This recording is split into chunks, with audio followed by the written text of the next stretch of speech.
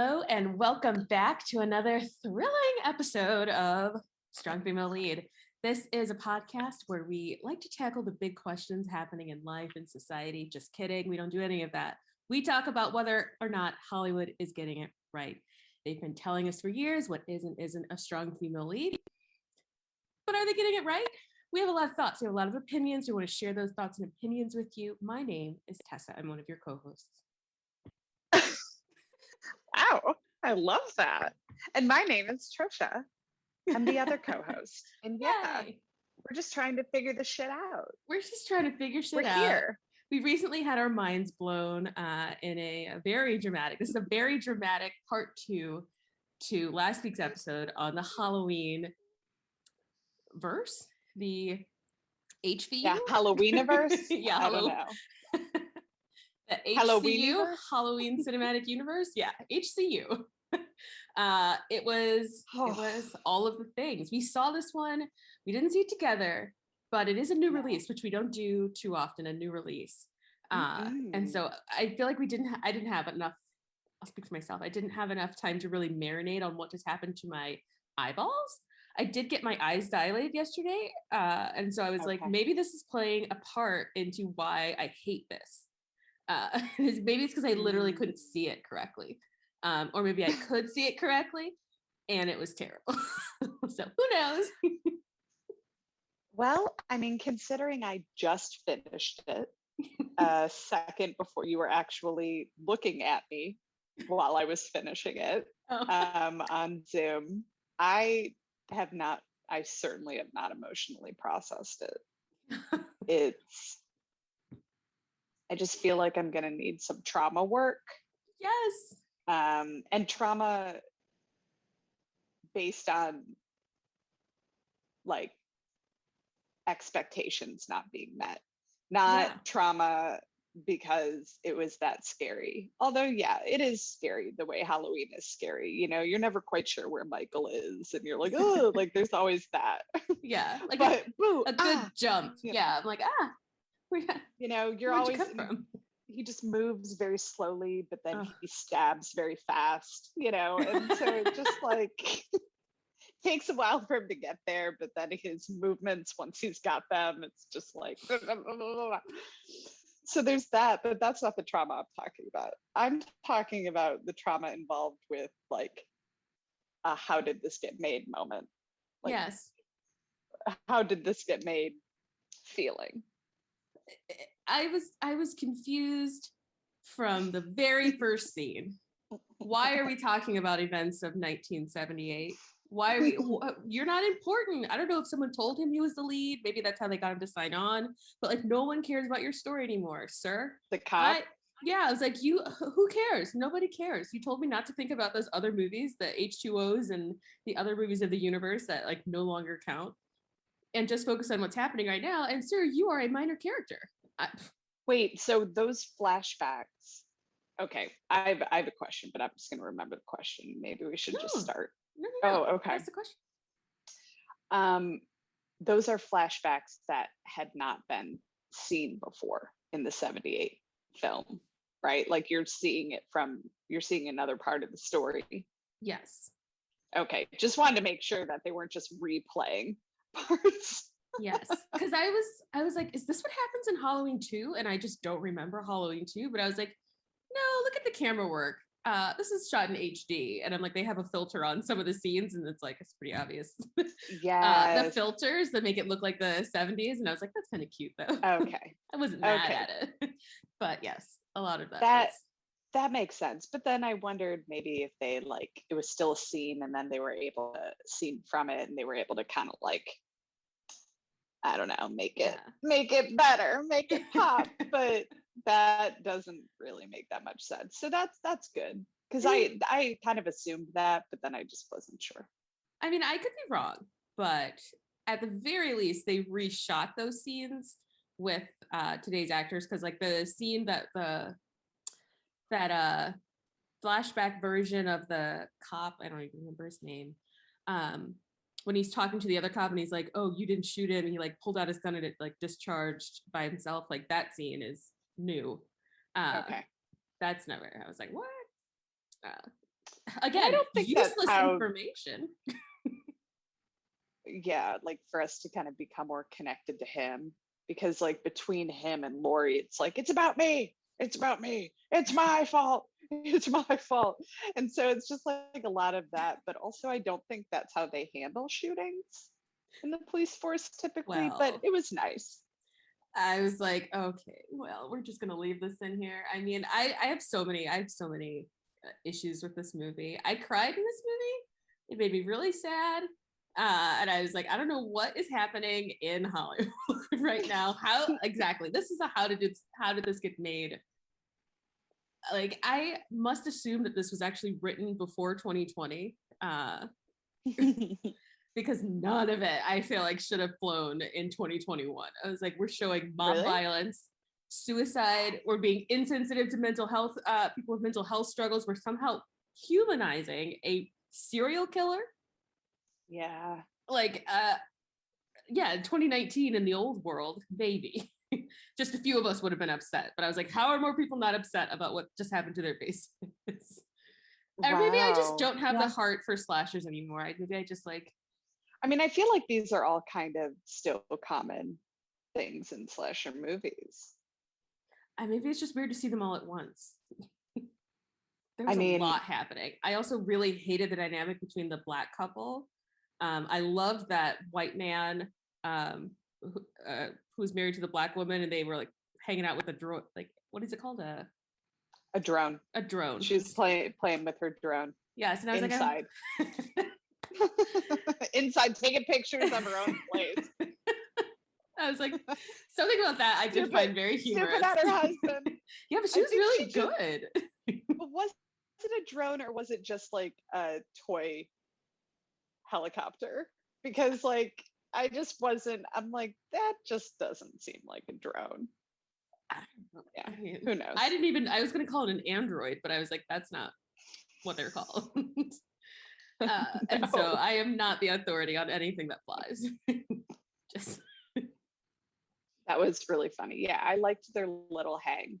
Yeah. But let's start at the beginning. Let's discuss how Michael is alive. Yeah. And how this all went down. Because I can't with his 9 lives, his 50 lives. I don't, and his superhuman strength and his ability. Like they're not using the right methods. This is what we've discussed the methods that should be used. And they should be more fun and lighthearted. That's exactly. The net would have been more effective than a fire. At this point, at least it would have slowed him down significantly because he's impervious to fire, or he had like a small panic room in Lori's house. Like, how convenient that you have a panic room, a fireproof panic room in the one room that he was supposed to burn up in. He just like reveals himself like he's like on a dating game show, and he's like, "Oh, it's behind number 3. It's just Michael." Like, it's me. Yeah. Yeah. So it was. Yeah. Yes. Okay. At the end of Halloween, the 2018 version, Lori, her daughter, and the granddaughter all managed to lock Michael into the basement with all of her panic room stuff and like bars, and they open a gas line and light the place up, and then they're whisked away in the ambulance to hopefully save Lori's life. It was amazing. And that's the end of Halloween 2018. 2021 brings us the next installment called Halloween Kills. And we pick up exactly where we left off. It's still Halloween night somehow. It's the longest night of the year. It is the longest night ever. Yeah. This is truly a movie that spans 2 movies that span one night. We're experiencing it in real time. Yes. Well, no, I guess the first one has a little bit more than the one night, but not a lot. Well, yeah, but I also keep reminding myself this is supposed to be a small town. So honestly, how much ground were those were they geo-nicking for Michael? Like, how much ground did they need to cover? Like, why was it so hard to find him? if he's not in your house, just like Geo, Nick, Michael's not here. I checked in. I checked all my closets. They really should have had like some sort of social network, and they should have been geo-miking. Should have been geo-miking. 100%. Like, why? I don't know, but they're determined to do things the old-fashioned way. So as Lori and daughters are all being whisked away to the hospital, the first responders show up. A bunch of men, and I'm assuming women, just doing their job, being good people, putting out a fire. Just happened. Firefighters, yeah. Just, happened to be doing their job, trying to save lives, look for survivors, and guess who they find? Michael. He was hiding in the panic room this whole time. He gets out and he's so mad. He's like, I don't know you. He smash, is smash. Pissed. And why can't anyone fight him off? And I'm not saying like once he's there in front of you, because his movements are very fast. He is whoosh, whoosh, whoosh, whoosh when he's right there next to you. But like, he is giving plenty of time as he's walking. And so I don't understand how he was able to kill, like, what was it, 11? It was somewhere between 7 and 11. Or maybe I'm just thinking of 7-Eleven. I don't know. But there was like an array of firefighters. And one of them even had a chainsaw. That made no sense. And I was like, and then didn't one of them have a gun? Like, multiple people had guns. That was another hilarious thing that kept happening. But firefighters don't carry guns. I was gonna say, isn't there like if a fire that big, would like a captain or somebody like of a higher rank also show up to the fire to be like to meet the media? And doesn't that person have a gun? I'm almost positive. Maybe. I mean, or at least a taser. I mean, he's impervious to fire, but maybe electricity is what. But they didn't know that they were going to find Michael. So I've never heard of firefighters having guns, but I did like how the first one got him with the hose. Exactly. The first move was the hose.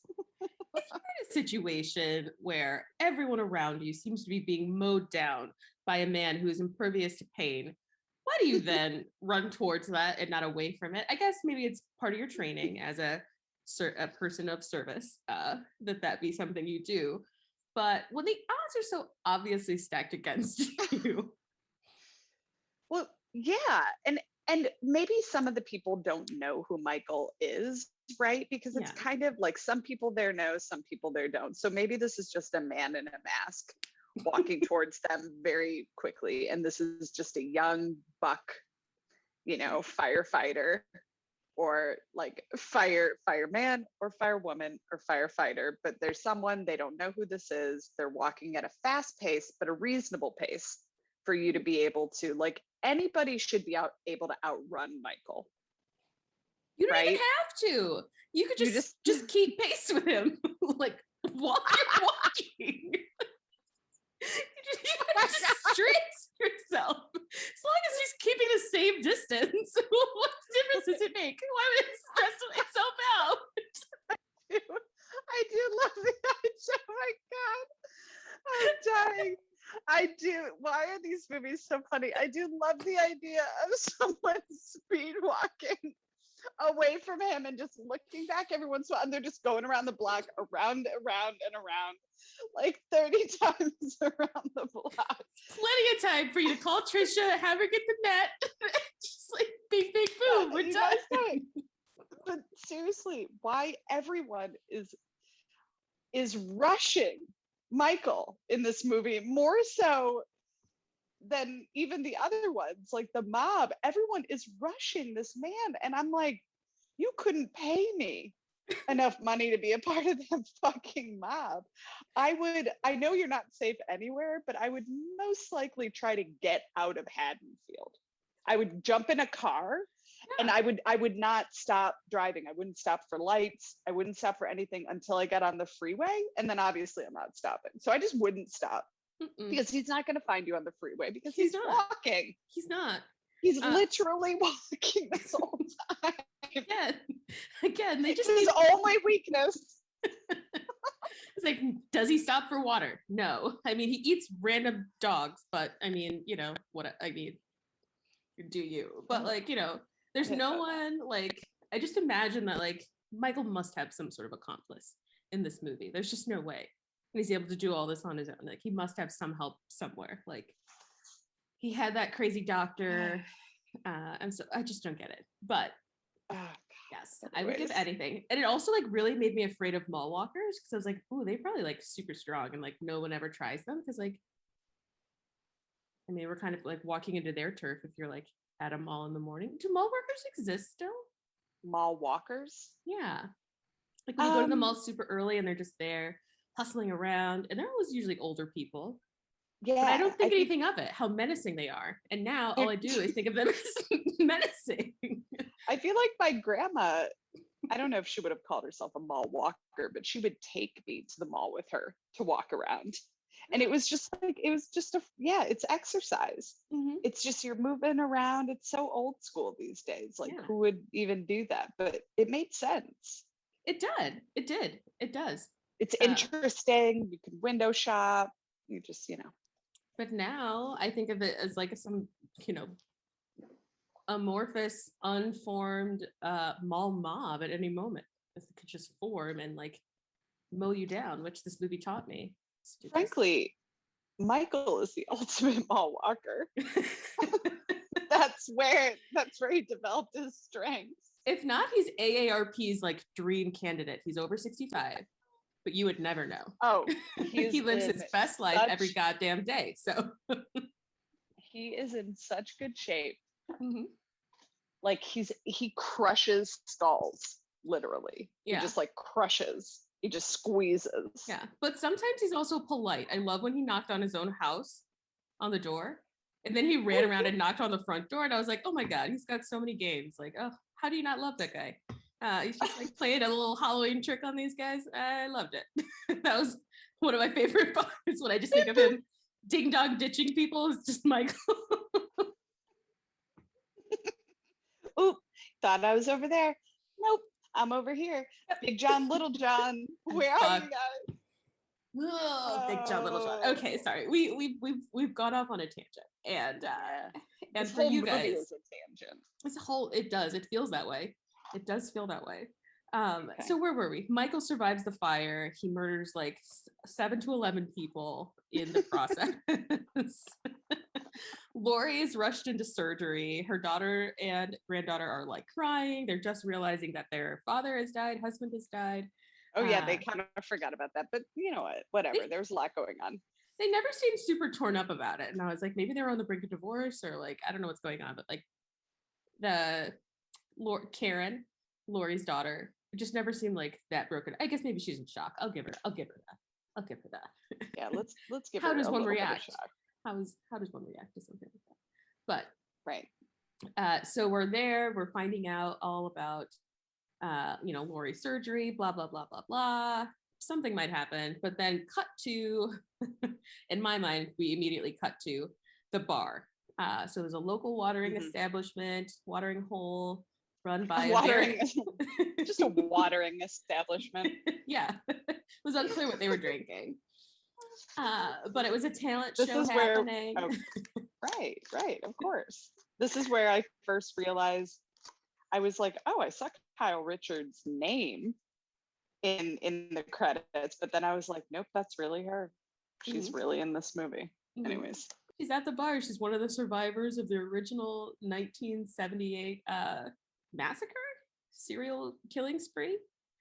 One of those words or phrases. She is. Her babysitter was the one who was murdered, but she was in the home at the time. And then she's sitting next to the nurse from the first movie, where Michael like reaches in through the car window and like tries to pull her out and murder her, and she fights him off because she's a badass nurse. And then there's 2 more characters who I don't remember from the first series. Well, one of them I do. I remember Tommy, which is, what is the guy with 3 names? It's not Neil Patrick Harris. Michael Anthony Hall. Michael Anthony Hall. Who's like a breath of fresh air. typically, but I was like, don't, no. What are you gonna fight him off with a bat? He keeps wielding this bat. Like it's just absolutely gonna kill him. And I'm like, you know who this is. Exactly. And he's I don't get it. To our knowledge, he's not prepared one day of his life for this final fight. That he's like all of a sudden like it has to be me. Why? Why does it have to be you? It was like a lot of whispering, like it's evil. Evil dies tonight. Evil dies tonight. Chanting, but just a lot of like the old Huckleberry. Yeah. And I'm just like, okay. I was like, what a weird name for a bat. Was that supposed to mean something? Yeah, I was like, maybe, I don't know.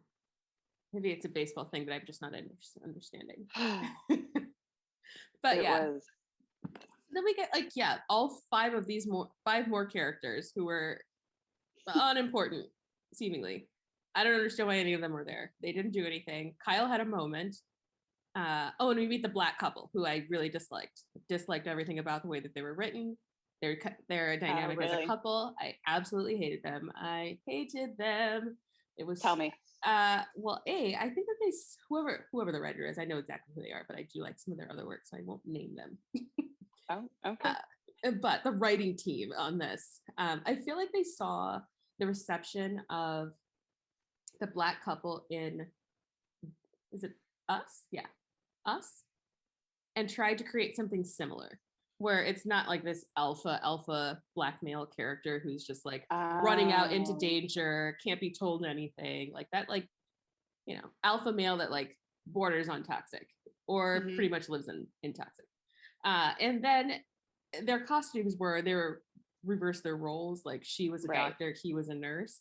But I didn't like the way she was constantly talking down to him, and I was like, is that your husband? Is that your like adult stepson? Like, I don't understand the way that you're interacting with him as if he is beneath you or like unprepared. And I was like, well, maybe that's the doctor in her coming out, that she is like indifferent towards the people she's around, like kind of like those toxic doctor tropes that like only what I'm doing is important, and like, defend me in front of these people. There's nothing wrong with your mouth. You're a doctor. Like, you tell people what you want all day. You can tell this person to be quiet if that is annoying you. I didn't like it. That was so harsh. Yeah, I guess it didn't bother me as much, but yeah, she might have been a little bit. I think it's harsh because I find it like super annoying because I feel like that's the black woman that we always get. And I just don't see her in Haddonfield. There's no fucking way. That bitch hangs out in Haddonfield. Why is she there? Yeah. Why would she want to see a dirt road talent show with like some weird and that was weird too. I'm like, I just don't buy that we're all watching this talent show. No, not unless she was somehow related to the guy behind the bar, that old man. And she's like, it didn't make sense. I don't know black people who do that, but maybe, I don't know. I mean, I don't know us all. We're not a monolith, but also we are, and that's not. So, and they just annoyed me, and I didn't like it, and it was weird when he's like, can you guys be quiet? Oh, what? Yeah, no. Go ahead. I was listening. I didn't say anything. Oh. So I think something's up with my internet, because I'll see you talking. Oh, a and delay. Then you're like, I wasn't saying anything, but you were yeah. So that was pretty fun. Yeah, I just didn't buy that her husband nurse was like, excuse me, we're trying to pay attention to the talent show. I'm like, come on. And it was weird how they wouldn't show the other people's faces for a while. Yeah. Like we were going to be able to tell who they were based on their faces. It was a really weird, there were some artistic decisions in this that I was just like, I don't understand. Yeah. And I also just like, I don't know, maybe I'm just like in my feelings. I didn't appreciate like when they're finally being made aware of what's happening in Haddonfield. The black male character says like something about the little boy on the screen, the black child on the screen. He's like, oh, that's that little like dipshit from across the street. And I was like, that's completely unnecessary. I really just distaste for that also. I know I don't like it. I mean, nobody should talk to about children like that. It just gets to me. I don't like it. I don't like him addressing that little boy as like a dipshit. I'm like, that kid just went through a fucking trauma.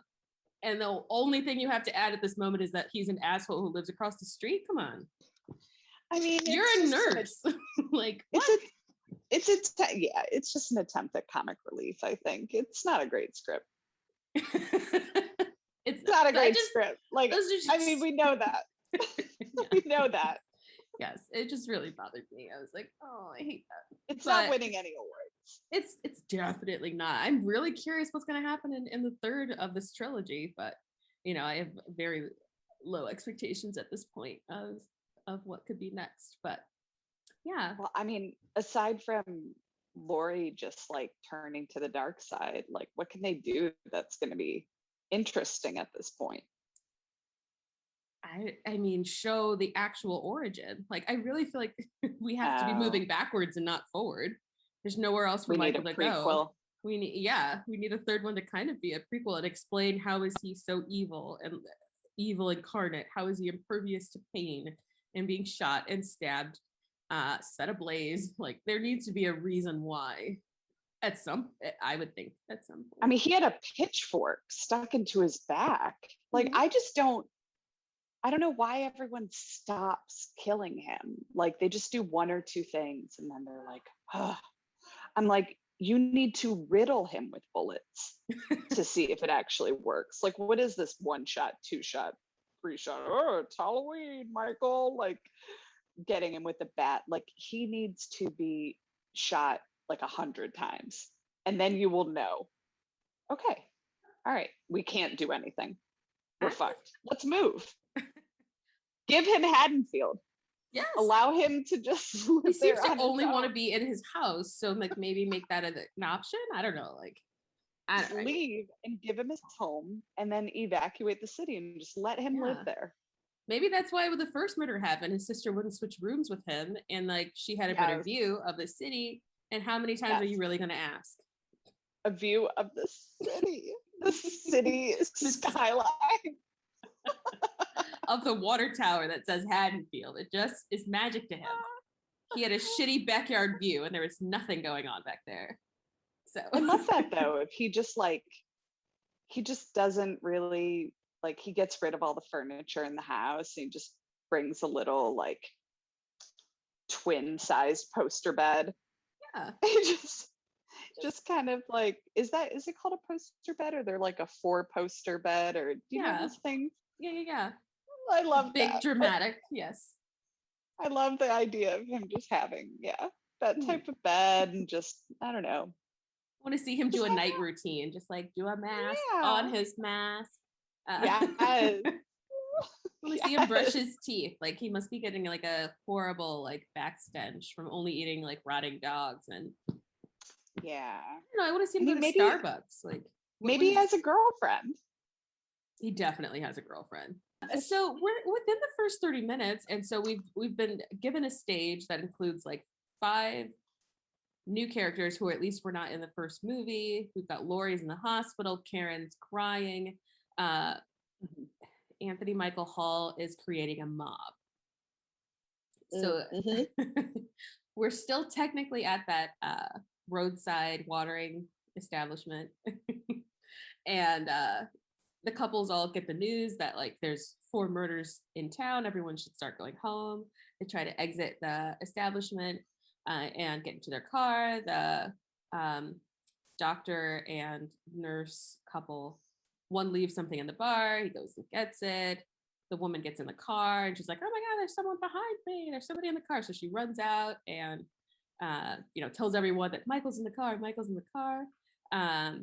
It's not Michael. It's this poor, it's just this poor patient that just like wants to get away from everybody. Oh God, this was terrible. This character made me cry. I was like, I hate everyone in this movie. I mean, he did commit some sort of crime, right? He was in the same hospital as Michael. No? I mean, I don't know that they create hospitals for the criminally insane or if that's just a TV trope. Because it seems like, why would you house those people together? Unless it's some like end game scenario where you're like gonna bet on who's gonna survive, because the answer is Michael, but I'm just unclear if that's a real thing. Oh no. Sorry. I guess I could Google it. Are there hospitals for the criminal insane?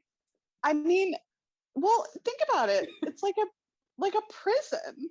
Because I can really only think of right? that hospital like from you Batman. Can't house them like criminally insane. I don't even think that's really I don't think that phrase is used anymore right now, but I do think that you probably have certain facilities for people who have committed crimes. So they go there instead of prison. So it's unclear whether or not the other character has done some sort of heinous crime, or was just a extended stay patient at the same facility that Michael was also at. I don't know. Yeah, maybe. It just seems real wild to me that you would have Michael like just out and about. Well, he doesn't do anything until those podcast jerks brought his mask back. He really likes that mask. Yeah, no, that's fair. That's fair. We have to learn. We have to learn more. Yeah, there's definitely facilities, but criminally insane, is that a term that's used anymore? I don't know. Again, I only know the term from Batman, Arkham Asylum. It's an insane asylum for the criminally insane. Okay, well, as like as like a real thing. I would hope it's not a real thing. I mean, there's obviously an insanity defense, and there's a legal definition of criminally insane. Okay, but I don't know if they actually call them those places. Call them that. But I do see something. I don't know. Well, shit. Oh, okay. Hold Bridgewater State Hospital. Okay, Bridgewater State Hospital, located in southeastern Massachusetts. Massachusetts is a state facility housing the criminally insane and those whose sanity is being evaluated for the criminal justice system. So at least one has existed. I would hope it's not still open, because that seems really scary. Oh no, they definitely existed. I'm just wondering if they still do. But I think they do. Like, and I think they're just called something different, like maximum security psychiatric institution or hospital, right? Kind of like a maximum security prison. I mean, I guess it doesn't really, I don't need to know how like prison transfers happen, because I was like, wait, weren't they transferring him to somewhere else? So this is how this whole thing started. Like, so there, I mean, at least in the HCU, there are multiple institutes for the criminally insane. And then maybe that's a better world. Does it mean maybe it's a better world? Maybe that's a better world where people are actually being helped, as opposed to putting them in some sort of solitary situation. Well, yeah, that's the point. Is it supposed to be better? I don't know, how much it is, but it's supposed to be better. But or people will like, and they might not have to be there as long, or sometimes longer than a sentence would be. But not that it makes this other patient's life more or death more deserved in any way, but I was just curious because I think that he was in the same like max security place that Michael was in. I don't remember if he had a cinder block tied to him, but I do believe that they were all there and had, because they had probably committed a crime. I don't see Michael being able to be put anywhere else. I don't think he can just go to a regular psychiatric hospital. just doesn't seem right. I mean, we know that his trigger is the mask. And so he loves that mask. Absent the trigger, he really loves that mask. Maybe he'd be playing cards, have a bridge tournament. Yeah, like what do parents do like when their kid like wants to wear a Halloween costume all the time? Like I feel like that type of scenario would work because he has like a 6-year-old's mind. So like do whatever parents do in that scenario when your kid always wants to be a superhero and it's like Easter and he's like still on this Halloween stuff and you're like, what am I gonna do? I hate this costume, but he wants to wear it everywhere. What is that thing is what we should do here. Solved it. Just let him. No. Just let him live. Just let him wear it. Give him a different mask. Maybe he'd be a different person. Or give him choices. He needs options. Yes. This mask or this mask. Okay, so this dude, this dude's, it's very sad, but it's not Michael in the car. Not it's this Michael. Other guy. And he gets away and he's just like trying to figure shit out. I mean, I'm assuming he's been locked up for quite a time. And so like interacting in the 2018 world is just like very new and scary. And so he's just scared. It seems like he's just scared. And so he's just, you know, he escapes. He's trying to hide. He escapes by the skin of his teeth. And everyone else comes outside to, you know, become the mob that Anthony Michael Hall is creating. And this is like one of my this is where I was like starting to check out. I was like, I don't think I want to watch this anymore. I don't like mob violence. I don't like it. I understand sometimes we are scared, but I don't think a lot of things are solved with mobs. You know, I think we've all. Well, they obviously didn't kill him. I mean, they didn't kill the right Michael, but they definitely drove somebody off of a tall building. But well, he jumped, but yeah, I get it. It's a vigilante situation. I get, you know, mob violence. We are not, you know, we're not in support on SFL, but like this is Michael we're talking about. I think they just didn't trust the cops to do anything, and Michael has been living through everything. But I think at this point, everyone just needs to leave. Why are they all still there? Why are all the people who barely survived still living there into their 50s? Like, why is this happening? I agree. I think that why are they there? I agree. I think if you've interacted with Michael in any way, you should immediately leave town. Get as far away as possible. Yes. If you saw him on the street one time and you were a kid, leave. Make your parents leave. Call DCFS. Get out of there. Do what you got to do, kid. It just doesn't make any sense. And then even like Kyle Richards' character, they're like, what are you doing here? She's like, let you have all the fun.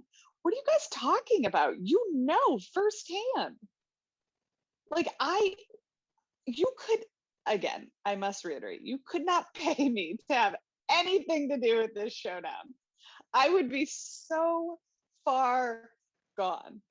Like I would be hiding in the ceiling. Like I would be like, I'd find some sort of like, I'd like literally dig a hole into the ground and like just stay there. I'd hide in a tree and maybe just what, like I don't know, but I would get away. I would drive away, but then if I couldn't, I would find some other way. But I just don't understand. I don't understand the logic of these people. Again, like you don't have to try that hard. Like I just feel like anyone who's just matching pace with him, I think you could get pretty far. Like I think you'll be okay. I think like it's the out sprint to a staggered walk that really gets people. I was like, you have not been training for this. Your cardio is real bad. Oh, Michael. So, no, the people running from him. Michael knows his limitation. He's not a sprinter. I've never seen him run ever. That's not his bag. Like that's not what he does. No. He's like a mall walker. He's a mall walker. He's been practicing for this event and he is great at it.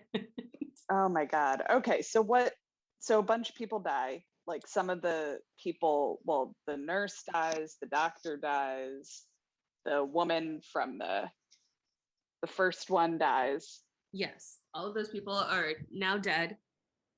We also, yes, and Lori survives. Thank God she survives her surgery.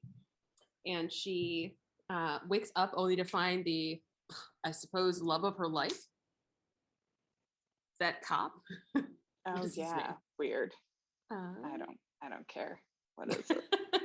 maybe I do. I should care. Will Patton, Deputy Frank. Good old Deputy Hawkins. Love it. Okay, so yeah, she wakes up from surgery and her daughter's lying to her and telling her that Michael is dead, which is interesting, but that's okay. I don't think it's going to help anything. She's going to find out. I understand that she wants to make her mother stay in the hospital and be safe, but also there is no safety. Yes, this is not the time to your mom's prepared for this her whole adult life. Put her in, like, obviously she's been doing the reading, and so I'm gonna take her lead over random deputy who shows up to just ruin everything by telling everyone that no, we didn't get him. Everyone is dead. Oh no, wait, that was Tommy. That was Tommy Doyle. No, Tommy came in. Evil dies tonight. Oh God. Okay, so we're at the hospital, and this is where, like, the real mob. Yes. Comes together. Yes, Tommy has been whipping the entire town of Haddonfield into a frenzy, but also like dividing the town into different like roaming factions of this mob who are all not geocaching for Mike, but just rolling around in their cars. All the while at the hospital, which kind of becomes ground zero because like, obviously all the patients are going because Michael's on a killing spree. Lori is like adamant that he's coming here, he's coming after me, all of this is about me, blah blah blah blah blah. And I was like, come on, Lori, we all know this is not about you, because if it were about you, the murdering would have stopped. He doesn't, I mean, I guess it's a reasonable assumption that she's alive. But I think he has a little bit of an obsession with her, but it is a little, she's a bit of a narcissist. Yeah, and they live on the same street, so I mean that's a big thing that I never realized until this movie, is that this whole time she's like, he's coming for me, but I'm like, bitch, you live across the street, like he's also going to his house. Wow. I didn't know that.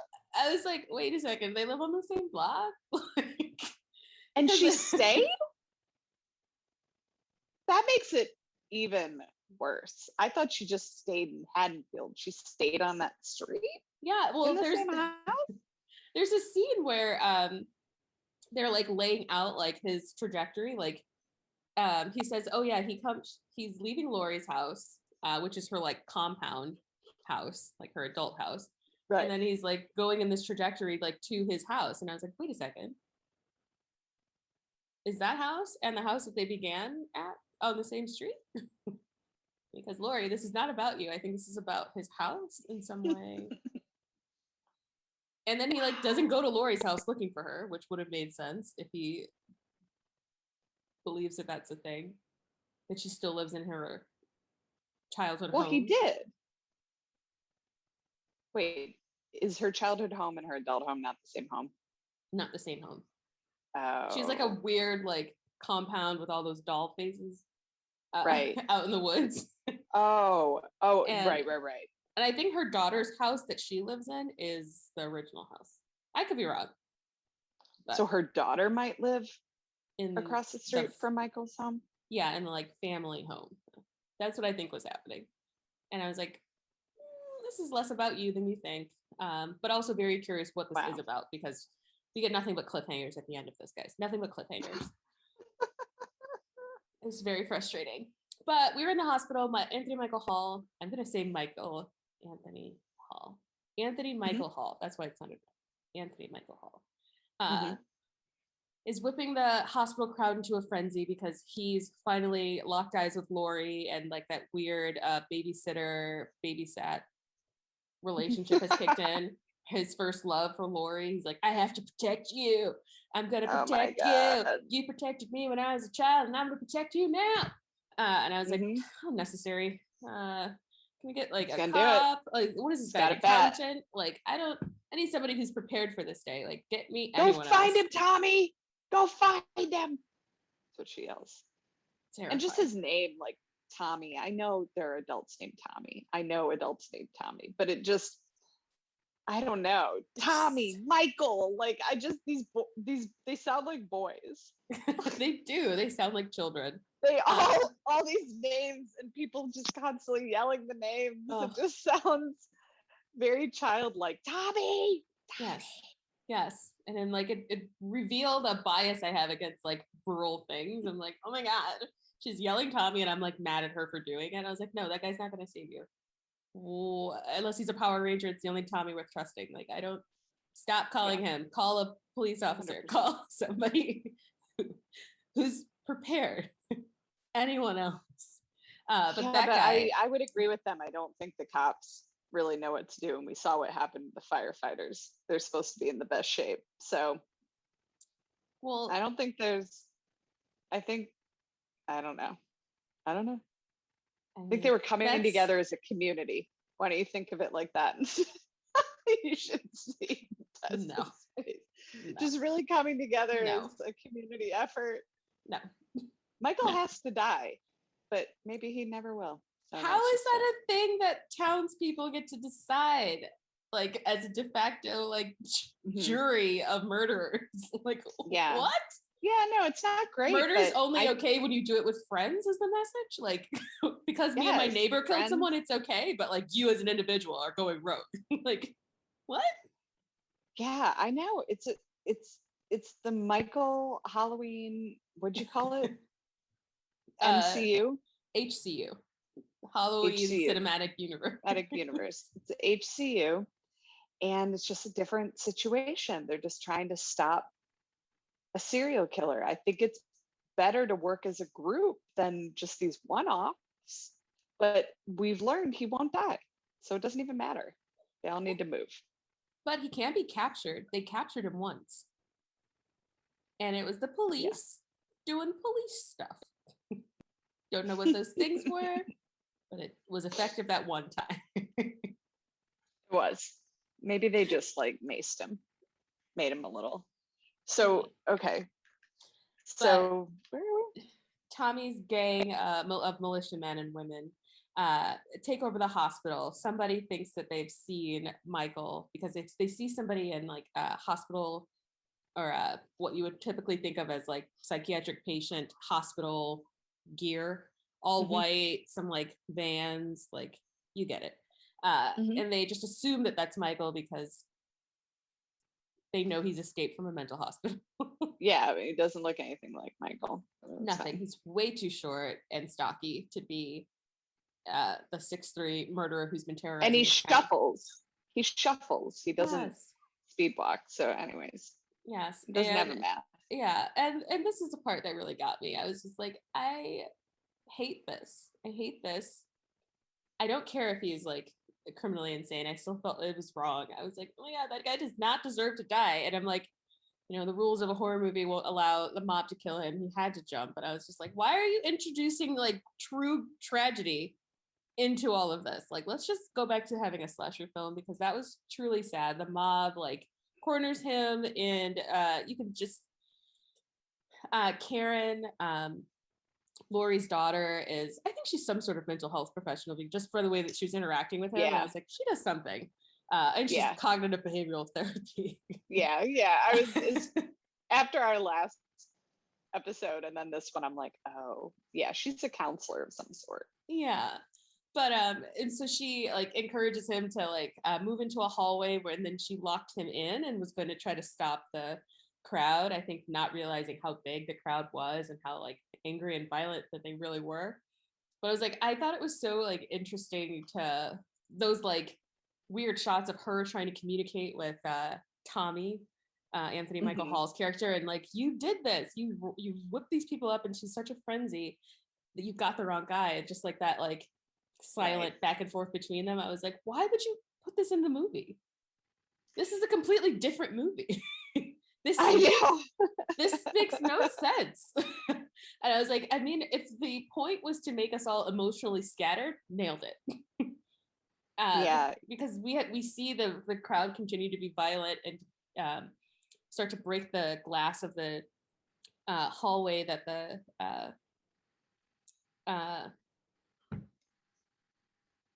what is the word? No, they're trying to, you know, the guy they think is Michael. Yeah, they break the glass. She locked him in. She locked him in. They break the glass, and then he is finds a fire extinguisher, and he breaks the glass out of a window, and like it's just like slow-mo of him, Oh yeah. choosing it in his own life. And I'm like, that was horrible. And I totally teared up and I was like, that is horrible. And then to show him after he hit the ground, and I was like, I think maybe I'm just like not built like I used to, but I was like, that was hard to see.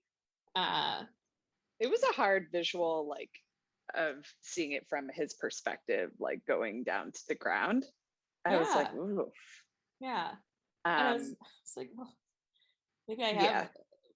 have grown in some way, and like, I don't know, my empathy piece could not turn off in order to be like, great kill. Some of the other ones, like when the black lady shoots herself in the face, I was like, that was smart. When Michael like kicks the door and she shoots herself in the face, and I was like, that was a good kill. Yeah. That was a good kill. That was kind of funny. No, this was a terrible kill. It was supposed to make us sad, but like what's really funny is, I don't know, I have this setting on my phone and I need to fix it, because I was trying to set like my phone to go into bedtime mode, but it set it up so it like has music that plays, and so randomly my phone will just start playing music, and I need to switch the setting. It's happened like late at night. It's supposed to happen like as I'm going to bedtime mode, but I don't want the music. But what I'm trying to say is the music just turned on while I was watching this scene, and I could hear the movie and the music through my headphones, and it's relaxing like bedtime music, and I was very concerned about what was going on in the movie, because I thought the music was a part of the movie. and I was like, I didn't understand, and then it just hit me. I'm like, this is not what Halloween Kills is doing. Like, but I was feeling a little bit weird, like, because they're trying to make us feel differently in this, and I was like, oh wow, they've just like totally like jumped the shark, and now we have this like very like emotional music playing. But no, I just flipped on my phone, and I was watching it on my phone, which is why I thought it was crazy that I could hear both the movie and the music. They like overlapped each other. Yeah, it's weird that one didn't cancel the other out. Like, right, which is why I at first was like, well, this is Halloween. This is Halloween. Would you ever think that like your Spotify could play and you could hear it at the same time you were watching a movie? That's never happened to me before. I don't think so. I mean, no, not that I can think of. Yeah, it was insane. And it was around the time where he was like jumping off out of the window too, and I was like, what is this? And then I was grateful that the music was not a part of Halloween. I was able to breathe a little bit easier. But no, it was terrible. It was terrible. So then he dies, and then they're like, oh, and then they're like, oops. Michael. I mean, they're like, the emotionlessness of the crowd. Like, if anything was going to snap you out of your weird rage-filled mob violence, it would be hopefully the death of somebody who we now see as innocent. It seems to not have worked though. The town is still thirsty for Michael's blood. They're like, well, you weren't Michael. I guess they're just a casualty of existence. I don't know. Feel a weird amount of empathy from you for Michael. Not for Michael, just the character who died. Like, okay. But I do sense a little bit. Okay. Of empathy for Michael? Yeah, I mean, maybe just a little. Well, I don't approve of any sort of mob violence. It doesn't really matter what they're after. There are ways to do things, which is what annoys me. There's a system for this, which is just annoys me when people go outside of that system and then want to be praised for that. Unless the system is like actively hurting you, which it was not. It may not have been working in a way that was beneficial to Haddonfield at that moment, but, and they also did have 40 years to prepare for such an event. So, it's reasonable to be mad at them, but also I didn't like the way that they showed how ineffective the police were in order to justify this mob violence. Again, I was like, in a 2018 world, that would have been fine. But I do think that we're like just sowing in seeds of discord. out and through the masses. But hopefully this movie just tanks and nobody sees it. And so this isn't really a problem because it was truly not good. Yeah, no, all those things happened. All those things happened. I am like, as a viewer of the movie, I'm just becoming like visually agitated. I felt bad for everyone who was like seated around me because I was not saying anything, but I was gesturing wildly because every line of dialogue didn't make sense. And I was like, who is the script supervisor? Are these people aware that they're speaking to each other and what they're supposed to, like, what? This accomplishes what? All of these interactions, all of these characters accomplish what? You moving what forward? All we needed to know, we needed to have the granddaughter link up with her ex-boyfriend and potentially his dad and find Michael. Because those are the only stories that I cared about. That was really it. And you were right. We found out the son, or we found out about the boyfriend, the link. Yeah. His dad was one of the survivors. So you're right. They're showing just a little bit too much time with him. Yeah. I was like, okay, well, you're saying way too much to be insignificant. Then I was sad when he died. I was like, you know what? He turned out to be okay. I know. Yeah. Whatever. I don't miss him that much. You know what, Kill? What? That's why I think I'm just like, I don't know why I didn't enjoy this. You know what, Kill? I was most impressed by was, and I didn't want her to die, but the couple we were talking about with the toy helicopter or the drone. Yeah. The way he just like shattered the light and then just like stuck it through her neck. I was like, girl, you could have just did like one of those you can't see me again, but I'm just like one of those arm movements where you're just using the back of your hand to push something away from you. That you didn't even try. Can we try? She was in shock. Okay, fine. But she also wasn't dead. You got it. You have to give these people a little bit of benefit of the doubt that they're in some shock. I don't know. Maybe it's just because I had just been to the eye doctor. Again, I'm gonna blame everything on the eye doctor. But like, you know that machine where they like blow a puff of air into your eyes so they can see the back of your eye? I'm very, very bad at that. Me too. I always end up like you can't see me, but I'm like, same. I can't. It just makes no sense to me. It's just involuntary, and then they just have to like get it through. Yes, and then I know that they're trying to time my blinks, and so I just blink more erratically. So I didn't even think about them timing your blinks. I'm like super paranoid, but because I just no. I was like, I know, I get what you're doing here, but like also there's no method to the madness of my blinking at this moment. I just know you're doing something I don't like, and that is the type of reflex I would expect if somebody was trying to literally stab you. To be like, clench up, do something. Not just like welcome death. Like I need everyone to try just a little bit harder in Haddonfield. Yeah. Try a little harder. That's fair. So where are we now? I mean, Kyle's still alive. Kyle's alive. She's rejoined the posse or mob or whatever you want to call it. Yeah, oh wait, no, we actually don't see her. I think she's at the ER. Oh yeah. She needed. Oh right, she's being treated. Oh my god. We don't know for what she's getting the Beverly Hills. So this is Kyle Richards of Real Housewives Beverly Hills. She's truly getting the Beverly Hills housewife treatment, even in Halloween Kills. Makes no sense. This woman fell one time in a park and is being rushed into the ER ahead of like patients on gurneys, people who are bleeding. They're like, no. Lindsay's showed up and she's an original Michael survivor, so she gets that VIP treatment.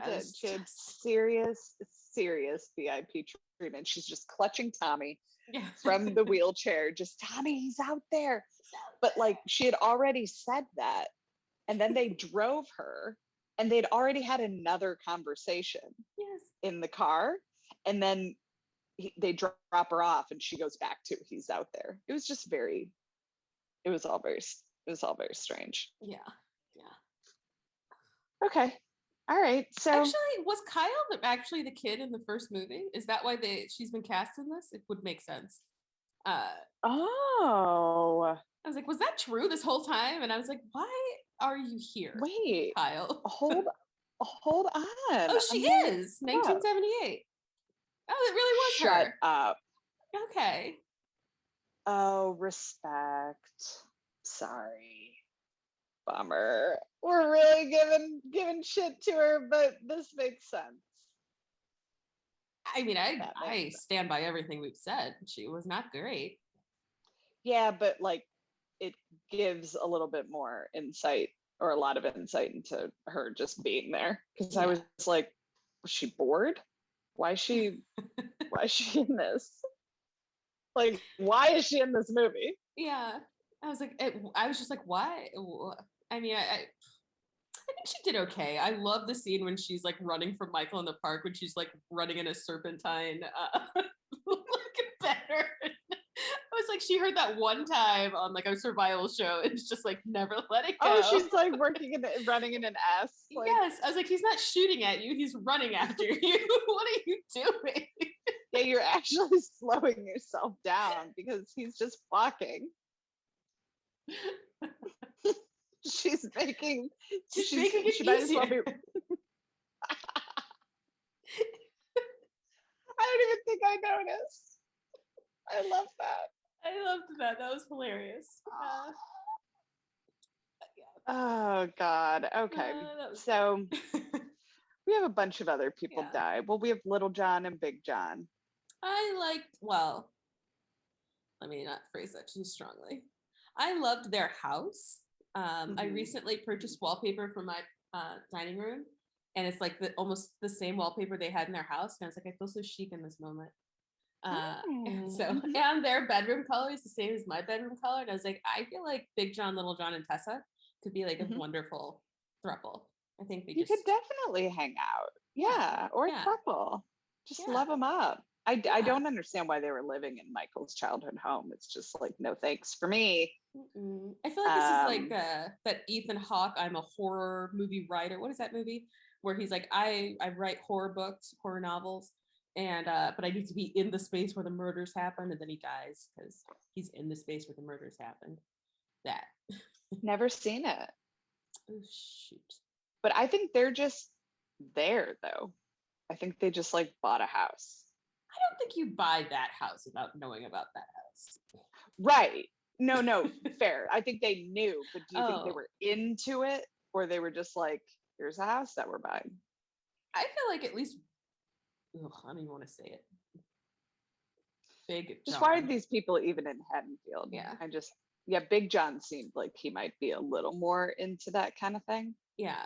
It seemed like it was probably Big John's idea. Selling point. Yeah, a selling point, or a buying point?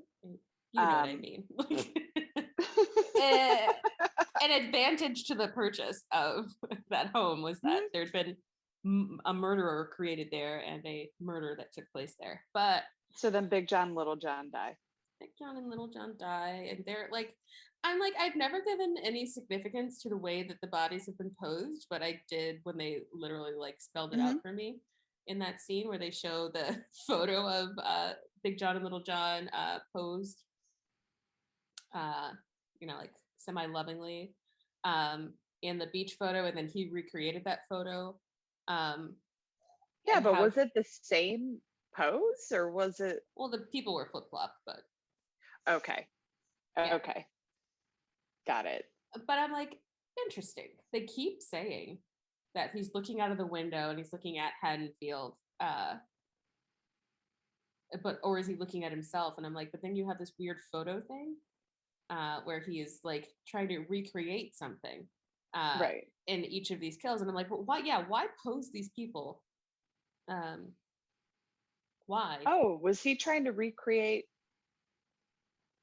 Maybe because I haven't seen the first one, but what was he trying to recreate with the couple with the helicopter? I don't know. I don't know. And I was like, I assume these things will be explained to me in the third movie, but it must be something to do with his original lineage. Because I was like, why does he want to get into that house so badly? Like, what about like the trauma that happened in that house outside of the murder is like drawing you back so like strongly, like intensely? Yeah. And I love the music. Mm-hmm. He really was the music playing before he got there, because I know he turned on music when he was in the car out. Oh no, he didn't, because he wasn't in the car. Blah blah blah. That was the other patient. He had music going, but like I feel like he put that music on. I think they were doing something else, like they were watching TV or they were doing something else. I don't know, but I don't think they were listening to that. So he just, he likes a little soundtrack. Yeah, I think he did too, because I do remember the granddaughter, excuse me, taking off the needle for the record before she went to check on her boyfriend who was screaming, and I was like, I guess that's polite, but also why? Your boyfriend is screaming, and you're just like, because I don't think she likes him. I think they're in this together, but she's still a little pissed. She's a little mad at him still. She's like, let me just count to 10. And now I'll come save you. Like she did break up with him ish. It seemed like she did. And now they're just like together for, the sake of like they're doing this thing together. But I don't think she took him back. Yeah, I don't think so either. But she was screaming a lot when he died. But I think that's also that was very scary to see. Yeah. Yeah. It was very visceral. It was very visceral. A lot of with the head stuff, when Michael starts doing the head stuff, with the people, it's just like a literal, like, it's like a stuffed animal to him. It's very bizarre. And then when he just crushes their faces and you hear the like, yeah, that's a noise. I don't know what the first one I did, that wasn't it, but this is like all that like, ew. That was horrible. I could never be one of those ASMR people. I just cannot with some sounds, like really. Like, oh yeah, horror movie sounds are the sickest to be. But yeah, back to Halloween Kills. It seems like the movie was 7 hours long, both from this review and from the viewing of it. It just never ended. And then when it did end, I'm just like, seriously? Yeah. So let's skip forward. Michael has killed the granddaughter's boyfriend. We're all super sad. He pushes her down a flight of stairs. She pretends to break her leg. It's miraculously healed moments later. Nobody asked any questions, but whatever. Maybe she was in shock. But she's like taunting him and saying, come get me, blah, blah, blah. So he does, because, murderers be murdering. Right. So, yeah. I don't know why she's doing that. I don't know. There was a wide open door that she was literally standing in the doorway of an open door and chose to confront the murderer. Yeah, I don't get it. Why does everyone think that they can kill this guy? I don't know. No. Like that's where I'm kind of like, Karen is making sense when she keeps saying like, you can't kill him, Mom. I think they should all just move. I think she needs to just stop saying that, maybe a little more action and just leave. But she's right though. She is. I mean, she's right. And we all get to see just how right she was in the very dramatic, might have been a dream sequence ending. I don't know. It didn't seem real to me. I was very puzzled by the end of this, because I was like leaning forward in my seat, just doing one of these, like my hands were like on my eyebrows, and just I thought he was dead for a second. I was like, okay, but just because I forgot that there was going to be a Halloween 3, so I'm like, he's dead. Yes, he's actually dead. But maybe he could have been dead and you still go to the beginning, in Halloween 3. But I was just kind of like, he's not dead. He's not dead. And so he's not dead. So Karen shows up to Michael's house uninvited with a pitchfork and proceeds to stab him in the back. Rude. That's not a great hosting thing, but whatever. You do you. When you're invited to parties to stab people, that's something that you do. And I don't have any judgments for that. It's something that you do. and so Karen's the only one to ever get the jump on him. She rips off his mask. We don't get to see his face. But I mean, we've seen his face before, and it's kind of a shit show. So, Yeah. Thank you. No, I'm fine. But I was like, yeah, thank you, question mark? Exactly. I don't know. Maybe. Yeah. But then also I was like, show us your face, Michael. Exactly. I just want to see if he bleeds. But his face was red, but I didn't know if that was his blood, if that's someone else's blood. I don't think he does. Because he's been like stabbed, punched, like, hit with multiple burnt. Like Kyle got him really good with that bag of bricks, and I was like, go Kyle. Like, she actually formed a weapon. She was maybe prepared. Well, no, she's the most prepared. She, in my opinion, did most things correctly. Except for that whole other than that zigzag. That zigzag run, like she's like doing an S down a ski hill. I was like, oh my god, do you think that they still have like screensavers? Is that a thing that still happens on computers? Because if Kyle Richards running became a screensaver, like instant joy. Do they still, is that a thing still? Oh my gosh. I'm sure it can be. Yeah, I'll figure it out. I would really love that. I would be very very happy with such a screensaver. Anytime my screen goes black, it's just Kyle running in a serpentine pattern for no reason. I mean, she made it. She's the only one he went after that survived in this entire movie. Yes. Like that he went after. Mm-hmm. Like that he chose. You know what? I think he let her go. I think he did too. He was on the other side of that bridge and he's just like, I don't know why. Yeah. Oh yeah. Maybe it was just kind of like, he's like, listen, I need to save my energy. Yes. I'm not a runner. He's like, it's a long walk home. We get Kyle. We gotta make it home on time. I'm older, guys. Street lights are on. I don't know. It's becoming less safe, guys. I did really enjoy what almost was a romantic shot of Michael on that bridge. It was like very soft and blue, and we're like, picturesque. Yes, and I was like, if this wasn't a murder scene with murderers, it'd be very cute, like a very nice midnight walk with somebody you love, and it's just very cute. And then I'm like, oh, that's Michael. Never mind. But it's Michael. Yeah, he's just trying to get home, and outside his home, right? Outside his home is just pitchfork wielding villagers, like that's seen in Sleeping Beauty. Yeah.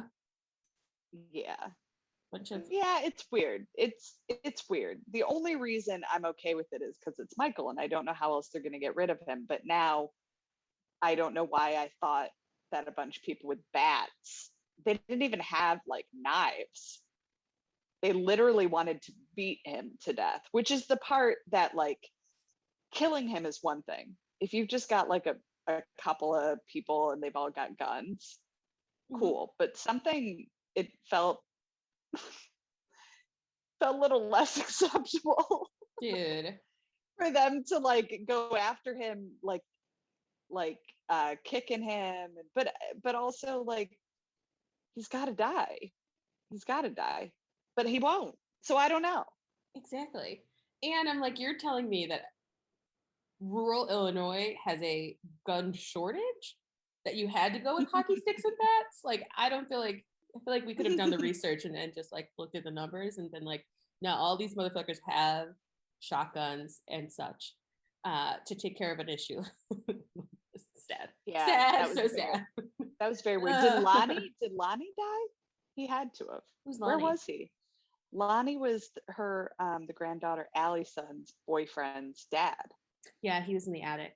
I'm trying to remember. Okay. All right. Which was puzzling, because I'm like, wait, this whole time there's been an attic and no one's spoken about the attic? What's in the attic? What else is in the attic, guys? Yeah, what's in the box? Yeah. What's in the box? What's in the attic? What is up there though? Oh, I'm so puzzled. But I was like, oh, little Easter eggs. We'll just let it go, because we have to see the final showdown of the villagers versus Michael. Karen gets a good stab in on Michael, kind of like a kill, what should have been a kill shot. Stabbed to the base of the spine. He should have at least been paralyzed. She has some sort of medical training, so I expected her stabbing to be very accurate. Seems like it was. She was new to the job and has never stabbed anyone. What? Shocking. I thought she did pretty well. I mean, I feel like it's a pass fail. Either you killed him or you did it. So I don't know. Why are these movies so funny? We have laughed our way through both of these Halloweens, like more so than some other movies. It's truly fucked up. I just I'm just like, you're right, it is a pass fail. It's an absolute pass. I'm like, she did a pretty good job stabbing him. A pretty good job.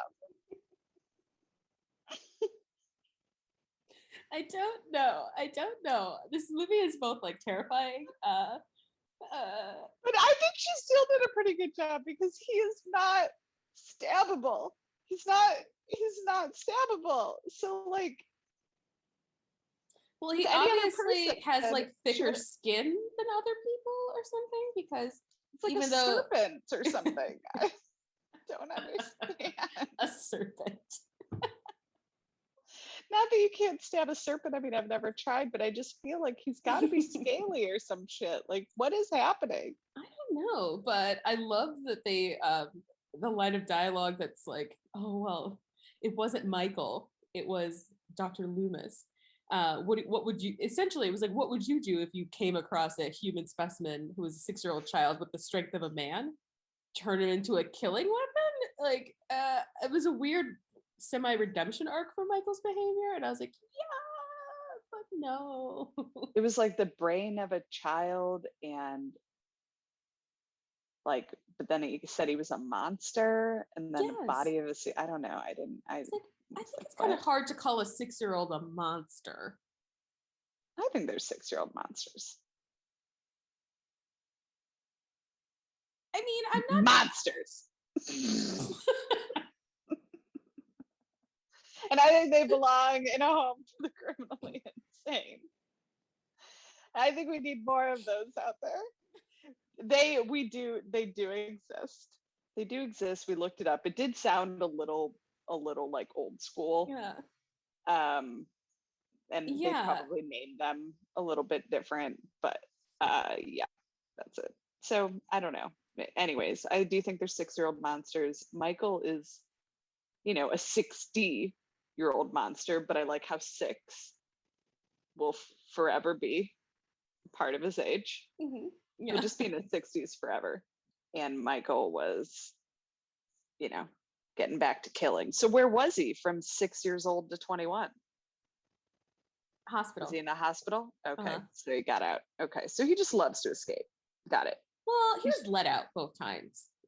And so he seems content to just be in the hospital. He kind of just seems to like want to create something cozy, and then like a doctor will be like, no, we need you. We need your special set of skills to kill. Right.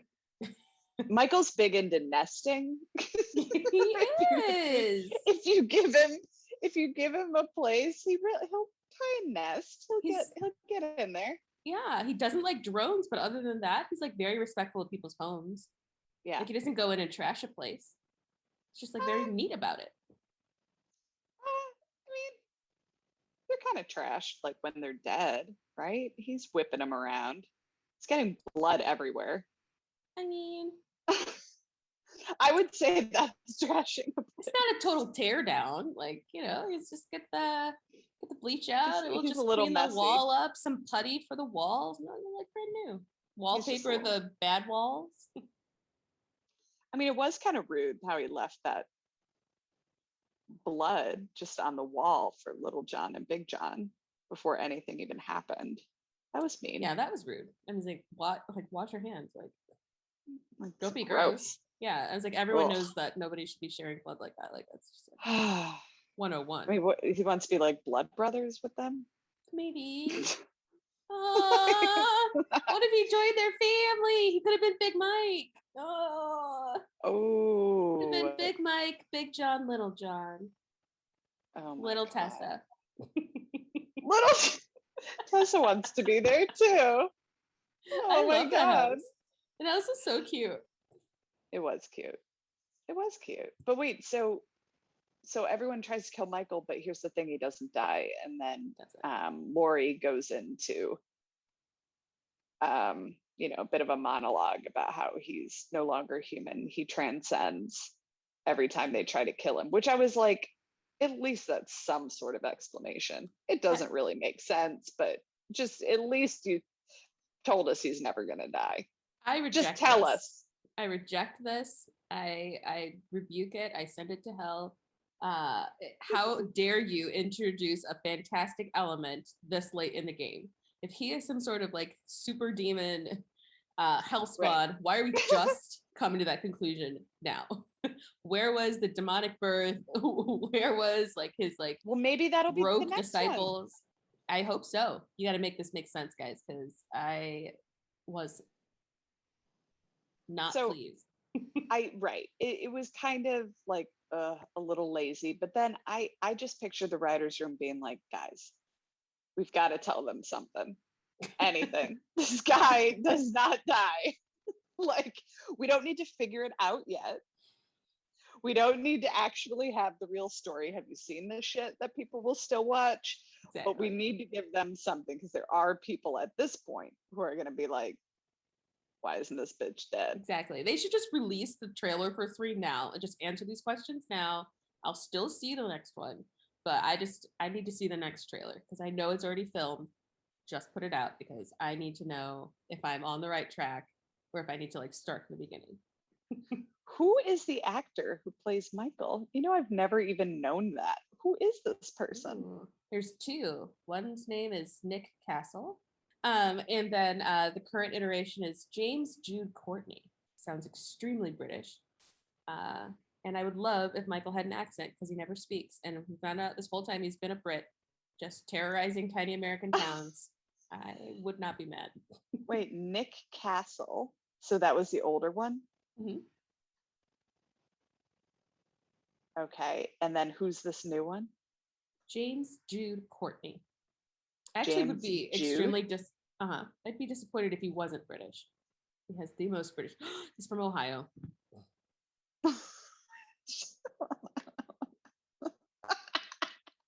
I am so disappointed. You have like the most British name, Mr. Courtney. How? Oh, he's from Ohio. Ew. It says on TMZ that Halloween Kills star James Jude Courtney lived with a murderer to prep for the role. Sir, I hope that that's a salacious headline that is not true, because it seems like all you did was walk, and so I feel like you've probably been nailing that for. I love that. I like it. Dedicated to his craft. He is the right age, though. He could be Michael Myers. I know. He was born in 57. I saw that. Ooh, scary. So, what do we do here on Strong Female Lead? We talk shit. And we have some criteria to determine whether or not the lead characters are in fact strong female leads. So we take a look at whether the character is top billed, they impact the plot or move the story forward, and whether they have agency. So the granddaughter. No. I'm kidding, everyone. No, I'm kidding. What? Just because you hate the movie? Well, mostly yes. But also I just feel like in the first movie, they are all deserving of their SFL titles. In the second movie, no. I don't think that anything that these people did moved the plot forward. This was all going to happen. This was Michael's show. I could be wrong and extremely biased because I did not enjoy it, but her getting into the car with her boyfriend and the dad didn't make Michael go to the house. Michael was already there. What's her face was shot. I guess maybe Karen.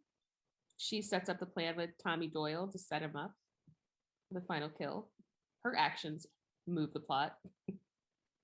Yeah, except that he doesn't die. But then do we have to go back to the other one we watched because he doesn't die there. Yeah. He could I still don't be think a he has strong to female. die.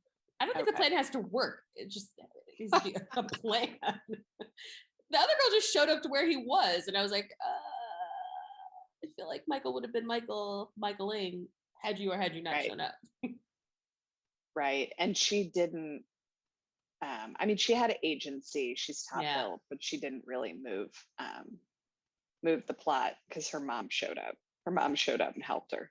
Yeah. I feel like there could be an argument there. I mean, I do feel my bias, and I will acknowledge my bias because I really did not enjoy the viewing of this film, which is just like so unsettling for me because I really went into it with open eyes and I was very excited. I didn't even look at the ratings because Rotten Tomatoes is always lying. But this time I might side with them. What about Lori, the original final girl? Still a final girl. Yeah, but she didn't do anything. Yeah. She didn't do anything this time. Yeah. She's top billed. She always has agency, but she didn't impact the plot or move it forward. Like, what about Kyle? What about Kyle? She's agency. She chooses to join the band of merry murderers in Haddonfield. She's not top billed. Yeah, no. There's too many names ahead of hers. Yeah, I think of top billed like if I see a picture or like a marketing, an ad for the movie and then who's on the ad. That's what I think of as top billed. So I think Karen for me is the only SFL in the second movie. In the first movie, I definitely agree that all three should be wearing and be very proud of their SFL crowns. This movie, just Karen for me. What do you think? I don't even remember if I thought Karen was an SFL. I think I just thought Lori and the granddaughter were SFLs for the first one. So I'm trying to think. I don't know what. Well, maybe because at the end. Oh my God! At the end, she shot him. Yeah, so she moved it along. She shot him, and then he fell down into the. Backwards. So man, she's tried a couple times. She keeps ending up being the one who's like trying to kill him, and she always seems like she's gonna do it. Well, that's why I kind of thought that the very last scene with Karen in it, I know that might have been a hallucination or a fantasy on one of their parts, because how did he move so swiftly from being, I mean, I guess, movie magic, but like, not only is he in the house, he's gone up the stairs and found her in the old, in his old bedroom or in his sister's bedroom. And nobody hears her screaming. Nobody is concerned at all about where Karen went. Wait, are you talking about Karen or are you talking about the granddaughter? Karen, because she dies at the end. Karen doesn't die. Yeah, she does. He stabs her a lot. No, Karen, the daughter of Lori? Jamie Lee's daughter. Yeah. No, she stabs him, and then remember with the whole mob, and then she goes over and she's sitting. I think you have a few minutes left in the movie.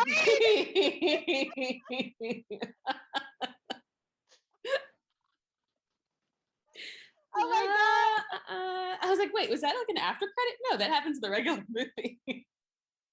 Oh my God, I had like 2 minutes more. Oh man. What? Oh my God, I've been totally found out. Oh my God, I'm dying. Wait, so Karen dies? Karen dies. He gets out after she's being treated and stuff, and she's like talking to the, yes, which didn't make sense to me, because it doesn't make sense because when Karen leads him out of the house, they move from the front door, and it from the perspective of the front door, they're moving north. And so how did Michael go around multiple blocks silently to the back door of his childhood home, up the stairs without anyone noticing or being the wiser or hearing the screams of the multiple people who were murdered a few streets over? Like, Nobody heard And all those gunshots. Why did she stay there? They're just like, oh, it's over. Everything's fine. As the same time as the voiceover from Laurie Strode is still continuing. He's evil incarnate, blah, blah, blah. And then that's the last scene it looks like it could have been a fantasy. Because she's like very much a throwback to his original murder of his older sister. I'm just laughing because I totally missed the last. The most important part. It was like a minute 30. I was like, no way. I'm like, Laurie's just gonna keep talking. I'm over this. Until the last. Oh my second. God. But who knows? Because Michael's very much alive, very much in the house. The granddaughter's at the house. All of the police and the mob is dead because they're dumb. And so do they deserve to die? I'm not that sad about when vigilante justice doesn't go your way. So, God. Well, Michael's just always gonna Michael. Michael's gonna Michael, but there is a third movie. We had some wild predictions for this movie. Do you have anything that you would like to see in movie 3? Because it's already been released that there's a third movie coming. Honestly, Halloween what you and I ends. talked about, a prequel. Oh. I want to know. I want to know that. what happened, and then I'd like him to die. I would like him to die. I would like him to be found out to be nothing but human, no spiritual anything. Just except it is weird that he keeps living, but okay. Well, I feel like, when people say you don't use the full capacity of your brain, maybe he's tapped into it and it has released some sort of speed healing. That's the only type of science that I will accept. Speed healing, like speed walking. He speed heals. That would be so exciting. I would be really excited. I would also love to see Laurie leave the town of Haddonfield. Maybe just open up, bed and breakfast somewhere. Yeah, and then I would also love for there to be a Halloween Freddy Krueger crossover event. That Freddy Krueger, like eventually Michael's going to have to rest his weary bones somewhere, and he'll fall asleep, and then he'll fall into Freddy Krueger's world because Freddy and Michael did a thing, and so Freddy and Jason did a thing. And so if Freddy and Michael did a thing, it would be an epic thing. Because now that the series is kind of ruined for me, I would rather them go back to the hilarity of the shit show of the 99s and the 2000s. Like, if you're gonna make bad movies and like actually make them bad, then actually make bad movies and make them so bad that they're funny, which I think is in the wheelhouse of this writing team, to just go ahead and make them like, do you think the 90s movies are like B movies? In my opinion, yeah. I mean, compared to what's being released today, contemporarily, yeah. It's very campy. It's very a la Scream. They have some good jump scares, but like it's kind of ridiculous. But yeah. Oh my God. Should we rate the Halloween cinematic universe thus far? I don't think last week we gave a rating, and I was like, oh, it's probably smart because you got to see them both. Oh my God, I thought we did. Oh, I thought I did like a 3. Well, this is like a 1 for me. This is truly terrible. I think I gave the first one a 3 if we did, or I would give it a 3. And now, having seen the second one, I'm only going to give the second version a 2 because somehow we're backsliding. There's way too many characters, way too much nostalgia. If you're trying to tell a new story, then tell a new story. We kind of saw the fallback of our main leading ladies. Bummer. They were like, ooh, they're too strong in the last one. Yeah, let's bring them back. We don't want that. We don't want that kind of lady character. I was just like so taken aback by the like scattered mentality of all of these women. Like, even in a high pressure situation, is this not what Lori has been like practicing for this whole time, is to like, I understand her house plan fell through, but like you've had 40 years. You didn't have I met Michael at Target. I met Michael at the park. What would I do in these scenarios? You had one plan. It just like does not make sense to me. 40 years and you had one plan. Okay, but I run into Michael at McDonald's. I run into Michael at the car wash. Doesn't that make more sense though? I was just like, you put a lot into this one plan. Because it was her feeling that he was coming for her. And she's not wrong. Like, and this is the ultimate place. But yeah, I guess if you're agoraphobic and you never leave your home, then yeah, okay, the odds that he'll meet you in your home are pretty good. But I mean, I love Target, so I mean, can you be agoraphobic and go to Target? She seemed to be fine at the hospital. Right? Her agoraphobia just like evaporated. Right? When she could flirt with some hot cop, she's just like, I'm no longer agoraphobic. I've always had the hots for you, Hank or Hal or Frank, one of those names. Hawkins, yeah. Hawkins. He's like, oh, but you were sweet on someone else. Get out of here. We don't have time for romance. We're actively being hunted right now. And it's just coming out of nowhere. There was no sexual tension. There was nothing I could like tap into a will they, won't they. It was just like, why is this conversation happening now? Seriously, I was like, is this a deathbed confession type thing? Like both you guys are in this movie? And I was concerned how she kept forgetting that she was injured. I was like, they showed the incision on your stomach. I'm going to need you to act as though you're in pain. Yeah, because you just, like, this isn't like in the cop shows where, you know, they have someone, or it's a detective and they're fighting, they take off the IVs and stuff. They're like, I'm fine. Like, because maybe they got like a little beat up, or maybe they were just like a little injured. She just got out of surgery. Just like within an hour. You can't just get up, your stitches will come undone. Like, it's fully insane. And then she's like, do you even know what that is? It kills the pain. I was like, oh no. I was like, Lori, I feel like you're backsliding. Nobody call someone. Everyone call everyone. Call Lori's sponsor. Yeah, call everybody. I don't know. I mean, yeah, I'm gonna stand by my 2 rating because there were some genuine laughs in this movie, and so that is why they are getting a slightly higher score. Absent the things that I thought were amusing, like Kyle, I think I would have given this 1. She did great. She did. I mean, she did great. Yeah. No, she did great. Nobody knows how to fire a gun in this town, which I thought was hilarious. Oh yeah, no one knows how to fire a gun. And why aren't the kids afraid? Like, when I was a kid, I wish you guys could see this.